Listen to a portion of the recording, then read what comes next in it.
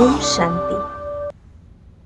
सृष्टि रचयिता को भगवान कहते हैं, संकट मोचन को हनुमान कहते हैं।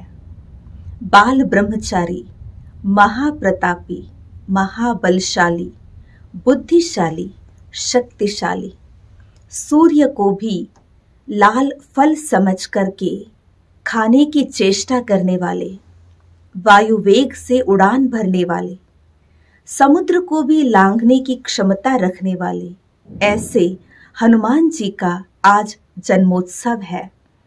हनुमान जयंती की आप सभी को ढेर सारी शुभकामनाएं। हनुमान जी को अनेकों भिन्न भिन्न नामों से जाना जाता है, जैसे कि अंजनी पुत्र, केशरी नंदन, महावीर, मारुति, बजरंग बली, संकट मोचन, हनुमान, अनेकों नामों से जिन्हें जपा जाता है या याद किया जाता है, जिनके केवल नाम स्मरण से ही भूत प्रेत भाग जाते हैं।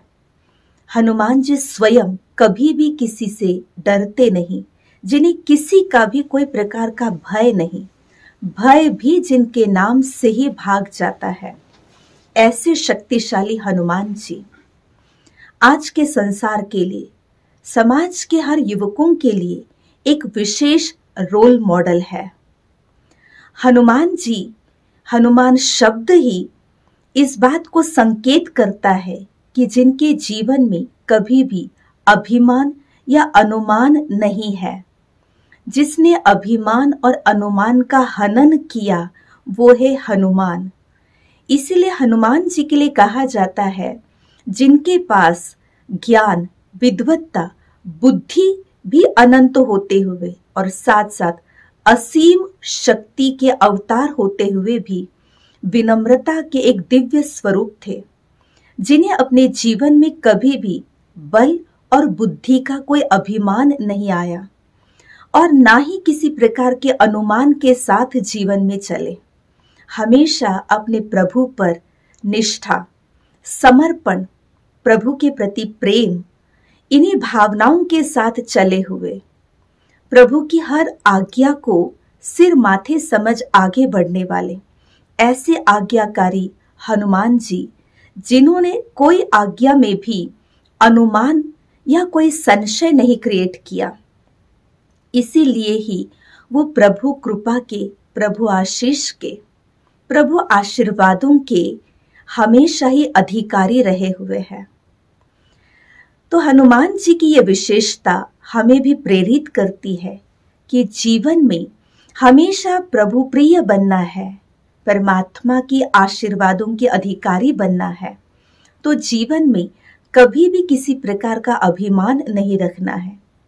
साथ ही साथ संबंधों में हमेशा माधुर्य बनाए रखना है। तो किसी के प्रति कोई अनुमान नहीं रखना है, क्योंकि अनुमान ये हनुमान की लंबी पूंछ की तरह है, जो जीवन को ही जला सकती है। इसीलिए हमें किसी के प्रति कभी कोई अनुमान नहीं रखना है। तो हर मानव को आज हनुमान जी से यही प्रेरणा लेनी है कि अपने जीवन के अंदर के अभिमान और अनुमान का हनन करना है। रामचरितमानस में सुंदर कांड में हनुमान जी के जीवन चरित्र के अनेकों ऐसे सुंदर प्रसंग हैं। तो आइए आज उन प्रसंगों पर हम सभी चिंतन करते हैं। न केवल चिंतन, किंतु कुछ प्रेरणाएं लेते हैं, ताकि हमारा जीवन भी हनुमान के समान सबके लिए एक आदर्श, एक मिसाल, प्रेरणादायी बन सके। बचपन से ही शरारती स्वभाव के कारण हनुमान जी ऋषि से श्रापित हो गए थे, जिसके कारण उन्हें अपनी शक्तियों का विस्मरण हुआ था। किंतु जब माता सीता का लंका से समाचार लाना था, तो उस समय जामवंत जी ने हनुमान जी को उनके शक्तियों का, उनके बल का स्मरण कराया, और स्मरण कराने से उनकी सारी शक्तियों का जागरण हुआ, उनके स्वमान का जागरण हुआ। हनुमान जी अपने स्वमान में स्थित हो गए और जामवंत जी द्वारा उन्हें यही याद दिलाया गया कि हे पवन पुत्र, आप हवा की वेग से, पवन के वेग से उड़ सकते हो। आप पवन पुत्र हो, आप समुद्र को लांघ सकते हो। आप अपने शरीर को चट्टान की तरह विशाल महाकाय बना सकते हो। आप हर चट्टानों को पार कर सकते हो। जैसे ही उन्हें ये सारी स्मृतियां दिलाई गई तो हनुमान जी की स्वमान की जागृति हो गई, शक्तियों का जागरण हो गया। और हनुमान जी ने अपने सभी साथियों को तथा जामवंत जी को आश्वस्त किया कि मेरे वापस आने तक, लंका में माता सीता का समाचार लेकर लौटने तक आप सभी यहीं पर रुककर मेरा इंतजार करना। मैं अभी उड़कर जाकर माता सीता जी का समाचार ले आता हूं। ये घटना यही स्मृति दिलाती तथा प्रेरणा दिलाती है कि हनुमान जी अपने आप में कितना साहसी और आत्मविश्वासी थे। उन्हें अपने आप पर पूर्ण कॉन्फिडेंस था और इसी कॉन्फिडेंस के कारण, आत्मविश्वास के कारण वो अपने इस कार्य में सफल भी हुए। तो ये घटना हम सभी को प्रेरित करती है कि इस संगम युग पर, कलिकाल के अंत में, स्वयं निराकार परमात्मा, हम सभी आत्माओं के प्रभु राम इस सृष्टि पर अवतरित होकर जामवंत के समान हम सभी को अपनी आत्मस्मृति दिला रहे हैं, हमारे आत्मविश्वास को जगा रहे हैं, आत्मिक शक्तियों का उजागर कर रहे हैं। आवश्यकता है हमें भी अपने स्वमान में स्थित होकर आत्मविश्वास को जगाकर, आत्मिक शक्तियों को उजागर कर हर कार्य में अग्रसर होने की, जिससे आप ही हर कार्य में आप सफलता और परमात्मा आशीष पा सकेंगे। हनुमान जी जब माता सीता का समाचार प्राप्त करने हवा की गति से, पवन की गति से उड़ने लगे, समुंदर लांघने लगे, तो उन्हें समुंदर में राह में सिरसा नाम की राक्षसनी मिली। हनुमान जी ने विनम्रता पूर्वक उस राक्षसिनी को कहा कि माता, आप कौन है जो मेरे कार्य में, मेरे मार्ग में मेरा मार्ग अवरोध कर रहे हैं? तब राक्षसी ने कहा कि देवताओं ने आपको मेरे भोजन के रूप में भेजा है, आप मेरी भूख मिटाने वाले हैं, तो आप इसके आगे नहीं जा सकते हैं। तब पुनः विनम्रता पूर्वक हनुमान जी ने कहा कि माता, मैं सीता माता का समाचार प्राप्त करने प्रभु रामचंद्र का सेवक बनकर के जा रहा हूं। मैं प्रभु रामचंद्र का दूत हूं, सेवक हूं, कृपया आप मेरा मार्ग न रोके।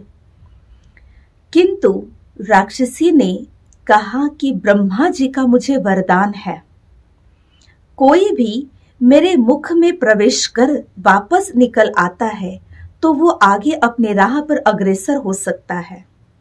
तो आप या तो मेरा भोजन बन जाइए या तो अपने बुद्धि और पराक्रम से मेरे मुख में जाकर पुनः वापस लौट आइए।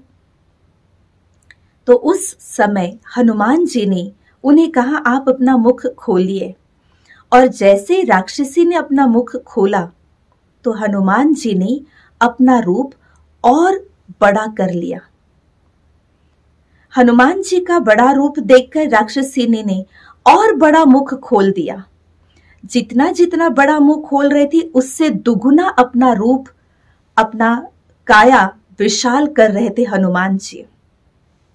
और अंत में राक्षसी ने 100 गज मुख बड़ा कर दिया। उस समय हनुमान जी ने उसी क्षण अपने रूप को तुरंत बहुत सूक्ष्म बना दिया, विशाल काय से लघुकाय बना दिया और लघुकाया से उन्होंने सिरसा राक्षसी के मुख में प्रवेश कर तुरंत वापस उस मुख की गुफा से बाहर आए। तो उन्होंने अपनी बुद्धि से, पराक्रम से या इस विशेष शक्ति से जब चाहे अपने रूप को विशाल काया बनाया, जब आवश्यकता लगे तुरंत उन्होंने अपनी काया को लघु काया बनाया और इस शक्ति से, इस विशेषता से उन्होंने राक्षसिनी के मुख रूपी गुफा से वापस बाहर आए। उस समय सिरसा राक्षसी ने अपना रूप, ओरिजिनल रूप धारण करते हुए हनुमान जी से कहा कि हे पवन पुत्र हनुमान, आपकी परीक्षा में पास हो गए। देवताओं ने आपकी बुद्धि कौशल्य को देखने के लिए, आपकी बुद्धिमत्ता की परीक्षा लेने के लिए मुझे यहाँ भेजा था, किंतु आप अपनी परीक्षा में पूर्ण रीति से उत्तीर्ण हो गए। अब आप आपके कार्य के लिए अपने मार्ग में अग्रसर हो सकते हैं। तो ये घटना, ये प्रसंग हमें बहुत बड़ी सीख देती है। हनुमान जी न केवल इस घटना में, किंतु कई बार इवन लंका में जब प्रवेश करना था तभी भी उन्होंने कई बार अपनी काया को विशाल बनाया, कई जगह पर अपनी काया को एकदम छोटा सा कर दिया। तो ये जो विशेषता है, ये जो प्रसंग है, हमें ये प्रेरणा देती है कि जीवन के अंदर आप में फ्लेक्सिबिलिटी होना बहुत आवश्यक है। फ्लेक्सिबिलिटी के साथ साथ आपका बुद्धि कौशल्य, कौन से समय पर आपको अपने बल का प्रयोग करना है और कौन से परिस्थिति में बुद्धि का प्रयोग करना है, इसकी समझ आपके पास होनी आवश्यक है। इसी के साथ साथ जैसे परमात्मा हमें रोज जो पढ़ाई पढ़ाते हैं उसमें सिखाते हैं कि आपको बालक और मालिकपन का बैलेंस कैसे रखना है, कहाँ आपको बालक बनना है और कहाँ मालिक बनना है। जब भी कोई बड़ी परिस्थिति आती है तो उस परिस्थिति में हम बालक बन जाएं, अपने सूक्ष्म रूप को अर्थात आत्म स्वरूप को धारण कर ले। जैसे हम आत्म रूप धारण कर परमात्मा की संतान बालक रूप बन जाएंगे तो वो परिस्थिति को पार करना हमारे लिए सहज संभव होगा, क्योंकि बालक बनने से प्रभु पिता का आशीर्वाद, प्रभु पिता की शक्तियों का संचार हमें मिल सकता है, उनकी छत्र छाया हमें प्राप्त हो सकती है। तो हमें अपने जीवन में फ्लेक्सिबिलिटी और उसी के साथ साथ बालक सो मालिक बनने की कला को सीखना है। हनुमान जी जब अपने मार्ग में आगे बढ़े, लंका में पहुंचे, तो वहां पर भी एक लीडरशिप क्वालिटी क्या होती है वो उनके व्यवहार से, उनके कार्य से प्रत्यक्ष होता है। शत्रु की शक्ति का अंदाजा उन्होंने वहां लिया और उसी के साथ साथ प्रभु रामचंद्र की सेना की शक्ति क्या है उसका भी आभास रावण को कराया। तो इतनी शक्ति का नेतृत्व या दुश्मन को स्वयं की सेना का, प्रभु रामचंद्र की शक्ति का आभास कराना, संकेत देना, ये सारा कार्य करके वहां से लौटे, अर्थात एक प्रकार से युद्ध की भूमि तैयार करके आए, दुश्मन के मन की भूमि को तैयार करके आना, ये एक नेतृत्व की कला है। तो ये लीडरशिप क्वालिटी भी उनके जीवन चरित्र से अनुभव करने को मिलती है। ये घटना, ये प्रसंग हमें प्रेरणा देता है कि हमें भी जीवन में आगे बढ़ना है, अनेकों चैलेंजेस उनका सामना करना है। हर दिन नए चैलेंजेस आते हैं, किंतु इन चैलेंजेस को पार करना है तो उसके लिए हमारे भीतर भी ये नेतृत्व करने की कला, लीडरशिप क्वालिटी होना जरूरी है। उसके साथ ही और एक घटना याद आती है, लंका विजय के युद्ध में जब लक्ष्मण जी मूर्छित हो गए तो वैद्य के द्वारा बताया गया कि प्रातः काल के पूर्व हिमालय पर्वत से अगर कोई संजीवनी बूटी लाकर दे तो लक्ष्मण जी को पुनः जीवित कर सकते हैं, पुनः प्राणदान मिल सकता है। ऐसे समय पर हनुमान जी को आज्ञा मिली। उस समय भी हनुमान जी ने कोई भी प्रश्न न करते हुए, संजीवनी बूटी क्या होता है, कैसे होता है, कुछ भी न पूछते हुए, प्रभु आज्ञा पाते ही पवन की वेग से उड़ान भर लिया। जैसे कि एक विद्युत की गति से लंका से हिमालय की ओर अपने कदम बढ़ाए। और उस समय जब वो उड़ान भर रहे थे तो मानो आसमान में एक लकीर समान दिखाई दे रहा था। इतनी तीव्र गति से आगे बढ़े और हिमालय पर्वत पर पहुंचकर संजीवनी बूटी का एक पर्वत का टुकड़ा ही उठा करके ले आए। और इस संजीवनी बूटी से लक्ष्मण जी को पुनः मूर्छित से सुरजित किया गया, पुनः जीवन दान प्राप्त हुआ। ये प्रसंग, ये चरित्र हम सभी मानव मात्र के लिए एक बहुत बड़ी सीख देती है। और वो सीख ये है कि जैसे ही प्रभु आज्ञा हमें प्राप्त होती है तो उसमें हम किसी भी प्रकार की आनाकानी न करते हुए आज्ञाकारी बनकर तुरंत कार्य करते हैं, हाँ जी करते हैं, यस मैन बनते हैं। हनुमान जी ने प्रभु आज्ञा में हमेशा यस किया है, हमेशा हाँ जी किया है और तुरंत कदम आगे बढ़ाया है। और जब प्रभु आज्ञा अनुसार हम आगे बढ़ते हैं तो उसमें कितनी भी बड़ी कठिनाइयां क्यों न हो, परंतु वो कठिनाई भी हमारे लिए सरल हो जाती है। कोई भी असंभव कार्य हमारे लिए असंभव नहीं रहती, किंतु सहज संभव हो जाती है। तो इसमें आज्ञाकारी बनने की प्रेरणा हमें मिलती है और आज्ञाकारी के साथ साथ पूर्ण रीति से समर्पण भाव रखने की प्रेरणा मिलती है।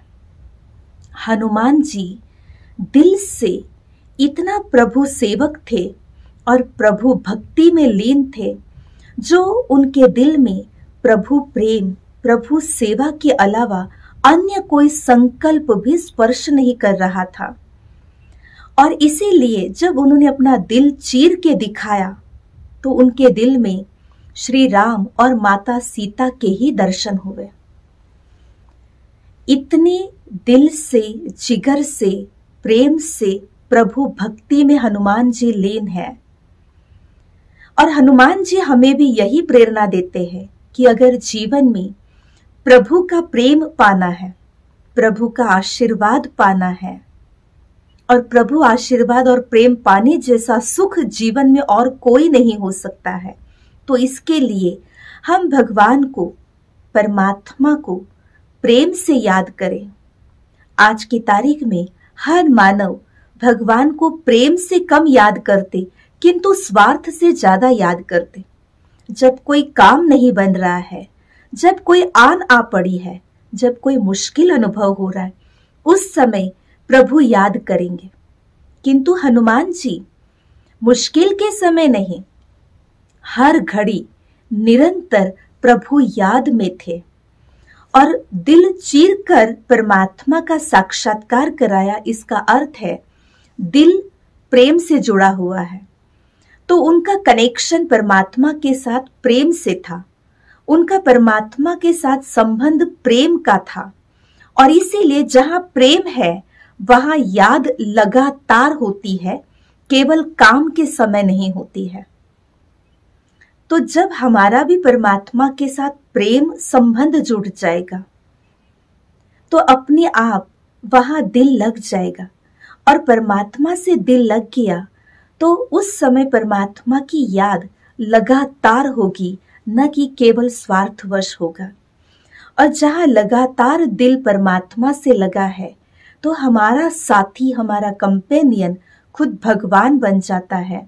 वहां पर हमें कभी भी कोई मुश्किल बात अनुभव ही नहीं होती है। हर मुश्किल हमारे लिए खुलजा सिमसिम की तरह खुलता जाएगा, हर मुश्किल आसान होता जाएगा।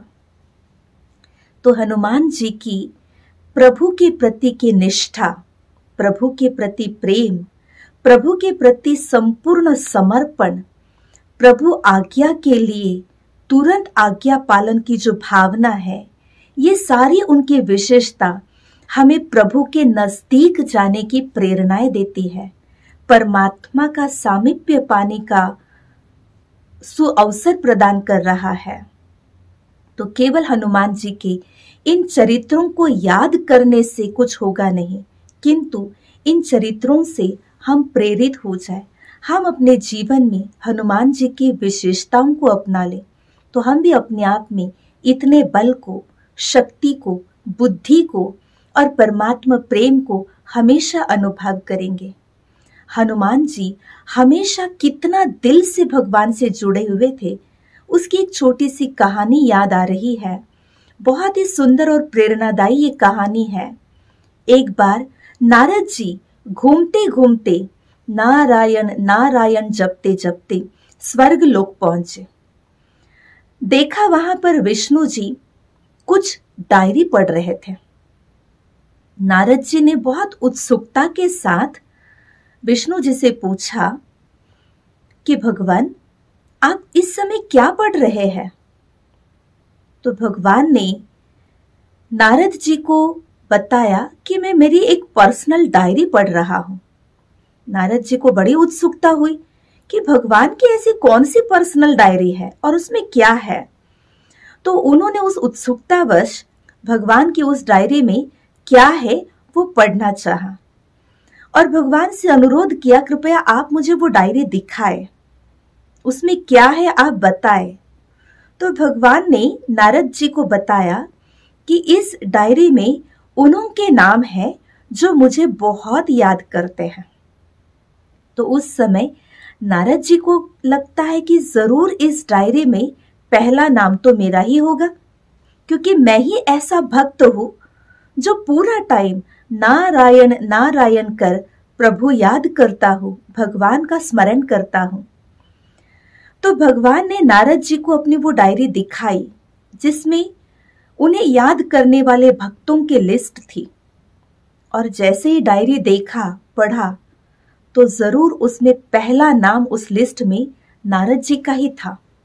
नारद जी बेहद खुश हो गए कि भगवान की डायरी में भी प्रथम स्तर पर भक्त शिरोमणि में मेरा ही नाम है। और नारद मुनि वहां से बहुत खुशी से प्रस्थान हुए।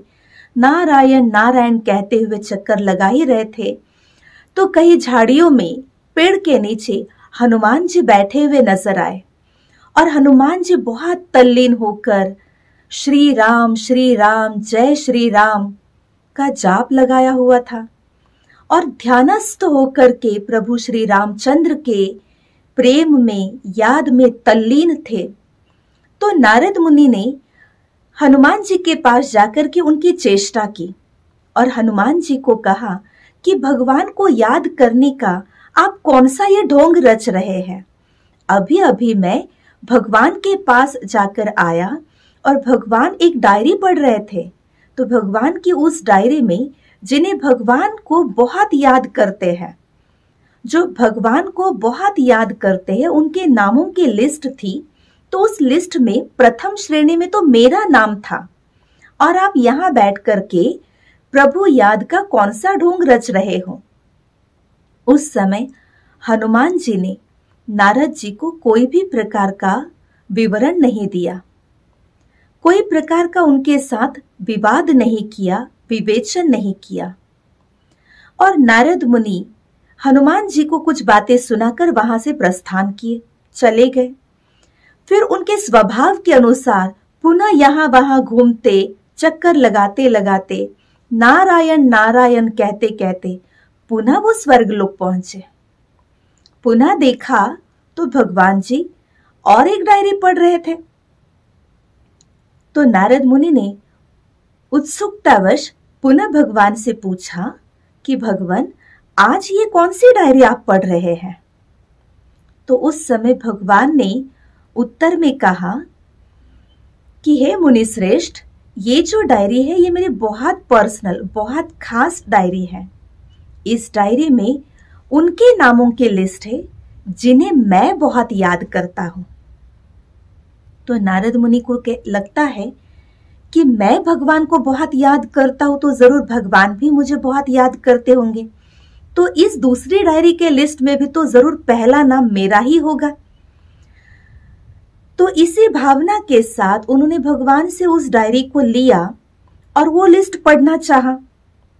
और जब पढ़ना शुरू किया तो उस लिस्ट में अग्र श्रेणी में हनुमान जी का नाम था।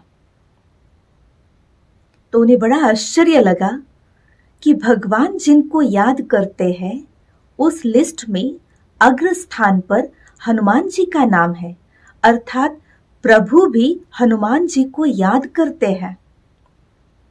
तो ये कहानी, ये प्रसंग या ये स्टोरी हमें यही प्रेरणा देती है कि हम भगवान को केवल मुख से ही नाम रूप में जपते हैं या अंतर मन से, दिल से भगवान को याद करते हैं, दिल में भगवान को बिठाते हैं। हमें अपने आप को चेक करने की आवश्यकता है। एक बार किसी को पूछा, भगवान कहाँ रहते हैं? तो बड़ी शान से उसने जवाब दिया, भगवान मेरे दिल में रहते हैं। तो उसको और एक प्रश्न पूछा, आप कहाँ रहते हो? तो उसने बड़ी शान से कहा कि मैं भगवान के दिल में रहता हूं। हम हमेशा एक दूसरे के दिल में रहते हैं। भगवान मेरे दिल में रहता है और मैं भगवान के दिल में रहता हूं। तो ये हनुमान जी इसी प्रकार से हमेशा अपने दिल में भगवान को बिठाते और स्वयं भगवान के दिल में रहते हैं। किंतु भगवान को अपने दिल में बिठाना है तो दिल की इतनी सफाई चाहिए, साफ दिल, सच्चे दिल, जिस दिल में कोई प्रकार का अभिमान, अनुमान, संशय, किसी के लिए नफरत, किसी के लिए घृणा, द्वेष, कोई भी प्रकार का भाव न हो।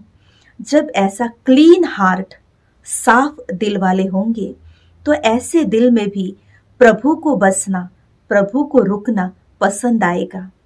और हनुमान जी इतने साफ दिल वाले, भोले मन वाले, सच्चे दिल वाले हैं, जिसके कारण उनके दिल में भगवान वास करते हैं।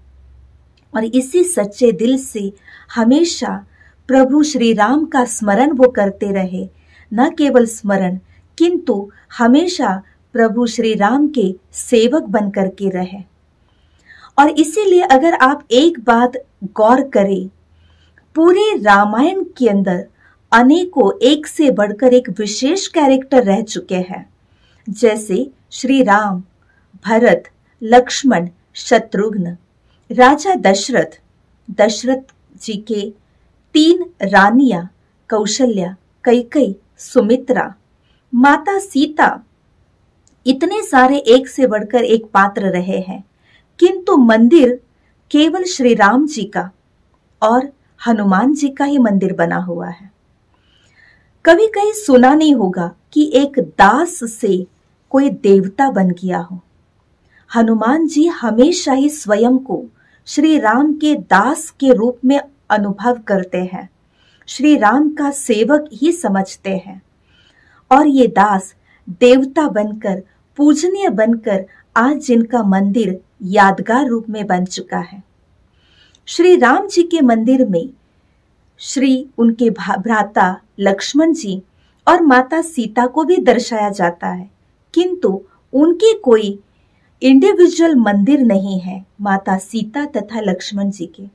राम जी के साथ ही उनको हमेशा दर्शाया जाता है, किंतु हनुमान जी का अपना इंडिविजुअल मंदिर बनाया हुआ है। तो एक दास देवात्मा बन जाए, एक वानर मंदिर लायक बन जाए, ये कैसे संभव है? तो हनुमान जी वानर होकर के भी हमेशा प्रभु संग रहे, प्रभु सेवक बनकर के रहे, प्रभु के आज्ञाकारी बनकर के रहे। इसीलिए प्रभु संग के कारण उस संग का प्रभाव उन पर ऐसा आया, जो वानर से वो वाहरे नर बन गए। वो वानर अर्थात बंदर से मंदिर लायक बन गए और इसीलिए दास से देवता बनकर उनका सुंदर यादगार मंदिर बने हुए हैं। और आज हनुमान जन्मोत्सव पर जगह जगह पर मंदिरों में बहुत श्रद्धा से, शुद्धि से, पवित्रता से, स्वच्छता से हनुमान जी की भक्ति और पूजा होती है, क्योंकि जो स्वयं अपने आप में बाल ब्रह्मचारी है, पवित्रता की उच्च कोटि को स्पर्श किए हुए है, हमेशा ही अपने मन में प्रभु राम के अलावा किसी अन्य को कभी भी स्थान नहीं दिए हुए, ऐसे हमेशा एक व्रता, एक प्रभु राम की याद में रहे और ब्रह्मचर्य का पालन किए हुए, पवित्रता की आभा को धारण किए हुए, सूर्य समान तेज को अपने में समाये हुए ऐसे तेजस्वी प्रभु सेवक, ऐसे आभा से, ओज से सजे हुए शक्तिशाली, दिल में भगवान को समाये हुए,